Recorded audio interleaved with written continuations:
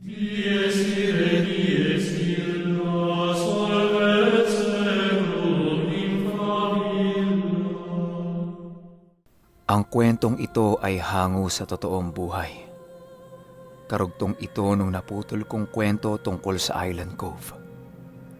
Taong 2014, December, Cavite, Island Cove.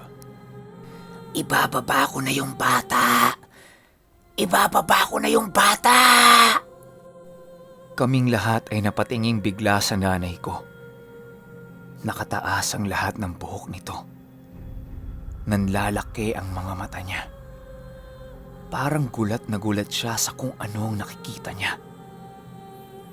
Tinakpan ng tatay ko ang mga mata ng nanay ko. At meron itong inihip sa bumbunan niya. Pagkatapos niya tong iihip, bigla na lang nawala ng malay ang nanay ko. Unti-unti namin siyang binabangon at pinaupo namin siya sa kama.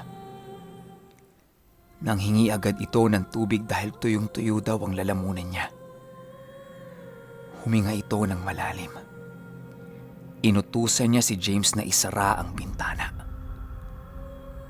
Nung may masmasan siya sa nangyari, tinanong namin si Mama kung ano ang nakita niya. At ayon sa kanyang paglalarawan, may nakita siyang isang babaeng nakaitim.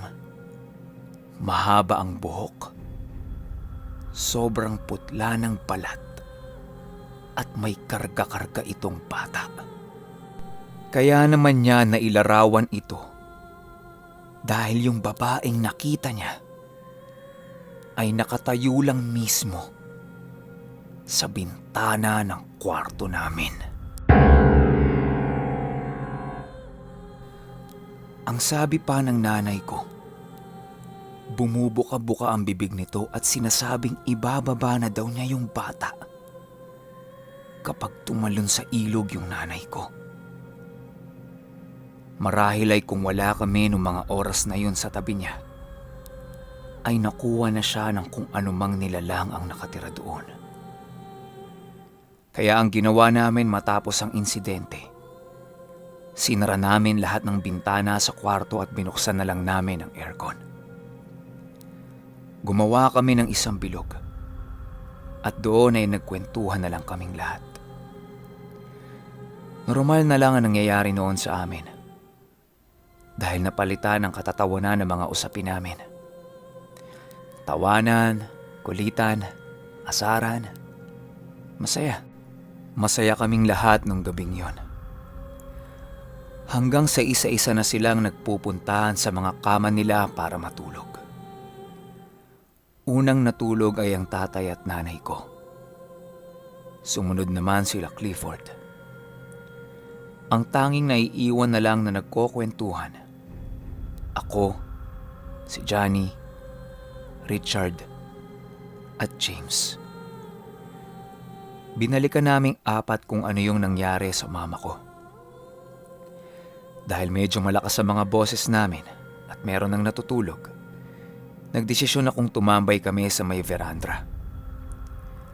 Malapit sa kama ko at kama ni Johnny ang pinto papunta sa may veranda. Doon namin pinagpatuloy ang aming kwentuhan. Pero nakatapat ang verandang yon doon sa may gusali kung saan ko nakita yung babaeng tumatago sa second floor. Doon kami nagkwentuhan. Habang tinatalakay namin na nangyari sa nanay ko, biglang humangin ng malakas.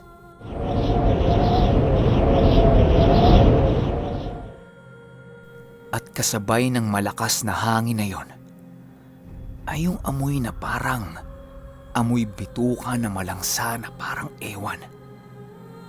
Naalarma si Johnny sa sitwasyon naming apat. Ang sabi niya ay magpoder na daw kami. Hindi pa man din kami nagsisimulang magdasal. Kitang-kita naming apat na merong sumisilip sa puno. Isang puno na malapit kung nasaan kami.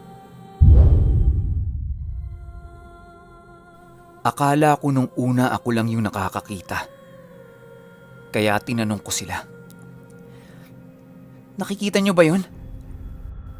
Sumagot si Johnny nang, "Oo, hanggang dyan lang yan. Hindi yan makakalapit sa atin." Ilalarawan ko lang kung ano yung nakita namin. Medyo madilim kasi sa parteng yon kaya hindi ko gaanong makita. At tanging naaalala ko lang, bilog na bilog ang ulo nito at malalaki ang tenga. Hindi ko mailarawan ang itsura dahil pasulput-sulput lang ang ulo nito sa puno. Paulit-ulit siyang sumisilip-silip at nagtatago-tago sa puno. Kung minsan ay sumisilip ito ng matagal. Akala talaga namin malikmata lang. Pero hindi. Hindi na namin tinangkang lapitan ito at hinayaan na lang naming mawala. At eksaktong pagtigil nito sa pagsilip, nakarinig kami sa bandang kaliwa namin na parang merong umahon sa may ilog.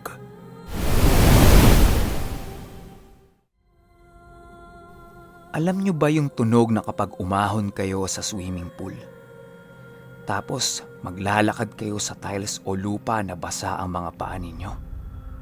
Yung ganong tunog. Ganong tunog yung narinig namin na umahon sa may ilog. Rinig na rinig naming apat yun at mabilis itong tumatakbo papalapit sa amin. Pero 10 oras na ng gabi yun. Sinong tukmo lang lalangoy sa ilog at aahon ng ganong oras? Lumampas lang ito kung nasaan kami at wala kaming nakitang kahit ano. Tanging yung napakalangsang amoy lang ang naaamoy namin. Niyaya kaming pumasok ni Johnny sa loob ng bahay. At nung nasa loob kami, ang sabi ni Johnny ay, "Magdasal kayo bago matulog. Hindi tayo titigilan ng mga yan. Wag na wag kayong mangtitigal po. Baka iba ang tamaan ninyo." Nasa isip ko nung mga oras na yon, bakit pa kami matutulog? Pagkatapos ng mga nakita namin at narinig, yayayain mo kaming matulog? Siraulo din to eh. Paano ako makakatulog nito? No choice naman ako. Lahat sila napagod dahil nag-swimming kami. Tapos si Johnny nakainom pa.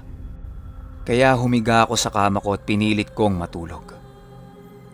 Sinilip ko ang cellphone ko. 1:00 na ng madaling araw. Hirap pa rin ako sa pagtulog.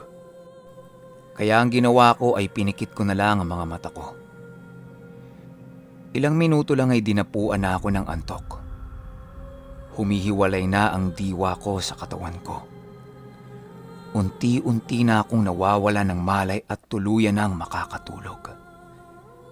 Nang biglang umalog ang double deck, na para bang merong natutulog sa itaas nito at nagpalit siya ng pwesto.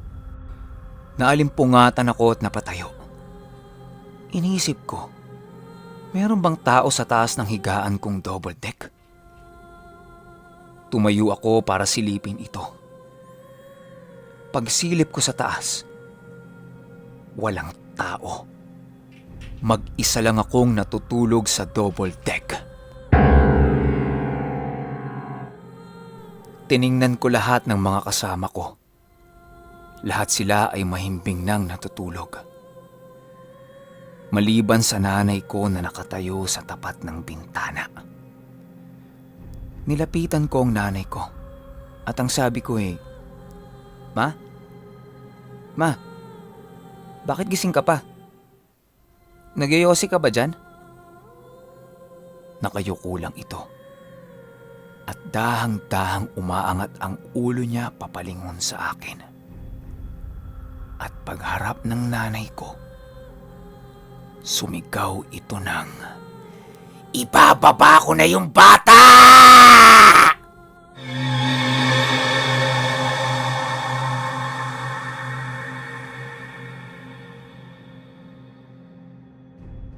Napaatras ako at naumpog sa simento. Nawalan ako ng malay. At nung nagkamalay ako, ang naririnig ko na lang ay, "Uy, kuya! Gising! Gumising ka na dyan! 8 a.m. na. Mamaya magche-check out na tayo. Sayang yung bayad dito oh. Hindi natin masusulit yung swimming pool. Tara na, talo na agad sa pool. Bumaligwas ako sa higaan. Kinapakapa ko ang likod ng ulo ko. Huminga ako ng malalim. At nasabi ko sa sarili ko na, panaginip lang pala ang putik. Bakit ba kasi hindi mo pa ibaba yung bata, ma? Nagtaka ang nanay ko sa narinig niya pero binaliwala na lang niya yon. Nag-check out kami sa Island Cove. Kumain kami sa labas, tambay sa coffee shop, kwentuhan, at tuluyan na kaming nagpaalam sa kaibigan naming pupunta ng Japan. Akala ko tapos na yon. Pero hindi pa pala. Kung naalala nyo sa unang kwento ko yung isang abandonadong event hall na nasa entrance ng Island Cove, meron doong isang malaking puno, di ba? Nung gabi ng pag-check out namin doon, halos lahat kami pare-pareho ng naging panaginip. At ang sinasabi sa panaginip namin na yon, ibalik nyo si Ella! Ibalik nyo si Ella! At habang naririnig namin sila, alam nyo ba yung pakiramdam na zoom in, zoom out yung utak ninyo? Yung pakiramdam na para kang inaatake ng vertigo. Yung parang may trangkaso, yung ganun. Ganun-ganun yung pakiramdam namin sa mga panaginip namin. Para kaming lumulutang sa itaas ng punong yon habang pinagpapasapasahan kami ng mga hindi namin nakikitang nilalang. Tanging mga tinig lang nila ang naririnig namin. Mula nang maranasan namin yon, doon pa namin lalong dinasala ng mga agimat namin. Palagi kami nagdarasal ng sabay-sabay kapag 6:00 ng hapon at bago matulog. Marahil ay sumasayad sa inyong kaisipan kung bakit 6:00 kami nagdarasal. Ayon kasi sa mga batikang manggagamot, 6:00 ng hapon ang pinakatamang oras ng pagpapakain sa mga agimat. Hindi ito literal na pagkain kagaya ng iniisip nyo. Hindi ito Chicken Joy o Burger McDo na klase ng pagkain. Ito ay ang pagpapakain ng buhay na salita. Pero hindi ito basta-basta.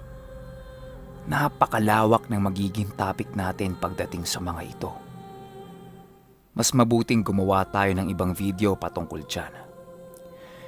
Sa ngayon ay bumalik na muna tayo sa kwento. Pagkatapos ng insidenteng yon ay wala nang gumulo pa sa amin. Akala nyo ba tapos na?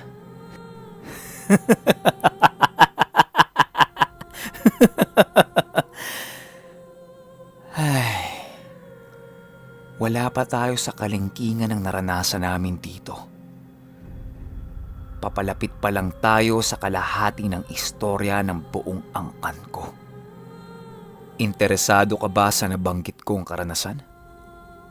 Kung interesado ka, wag na wag mong kakalimutang i-click ang like, share, notification bell, at lalong-lalo na ang subscribe